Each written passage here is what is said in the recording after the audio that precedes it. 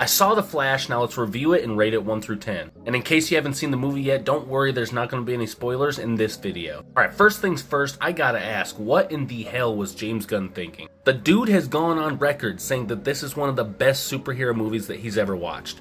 Like, bro, every single superhero movie that you've ever made is better than this by like a lot. I mean, don't get me wrong, I'm not saying this movie was bad by any means. It was definitely enjoyable, but like literally every movie that James Gunn's ever made is better than this. I 100% realize that the whole Flashpoint storyline is supposed to be kinda sort of like a mess, but at the same time, like, every other iteration of the storyline has been told better than this was. Like, in my opinion, they should have spent way less time having older Barry teaching younger Barry how to be the Flash. And instead of wasting that time, give us more of like a Thomas Wayne, Reverse Flash kind of storyline like it's supposed to be. The Flash is supposed to go back in time, change his own future, and when he gets back to the future, he's supposed to be like, what the hell is going on here? The only one person I can think of to go to for help is Batman. But when he goes to Batman, it's not Bruce Wayne, it's Thomas Wayne. And unless you're telling me that the CW show totally butchered the story, like, the Reverse Flash should have been involved in some way. Like, the dude's the person that took out Barry's mom, right?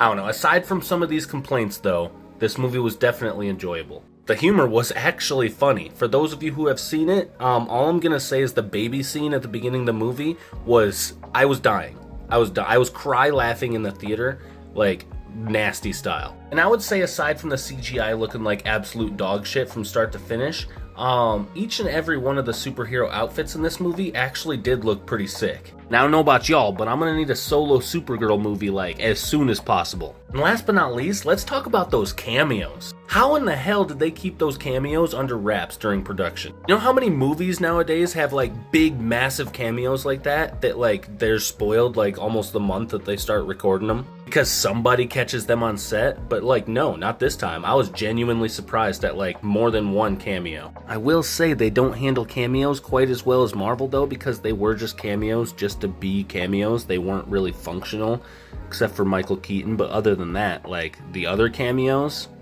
served no purpose whatsoever. They just looked super cool and added a lot of hype to the movie. And now, taking all of that into consideration, I'm going to be giving this movie a rating of 6.4 out of 10. It was definitely enjoyable and absolutely worth the watch, but if you're kind of on the fence about it, maybe save your money this time and wait for it to come out on streaming. Let me see y'all in the comments section. I want to know if you agree with this review, and of course, follow for more.